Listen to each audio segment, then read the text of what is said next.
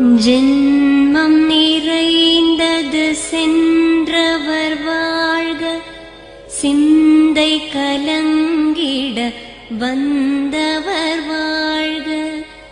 நீரில் மிதந்திடும் கண்களும் காய்க, நிம்மதி நிம்மதி யோவிடம் சூழ்க. ஜனனமும் பூமியில் புதியது இல்லை, மரணத்தை போலொரு பழையதும் இல்லை. இரண்டும் இல்லாவிடில் இயற்கையும் இல்லை, இயற்கையின்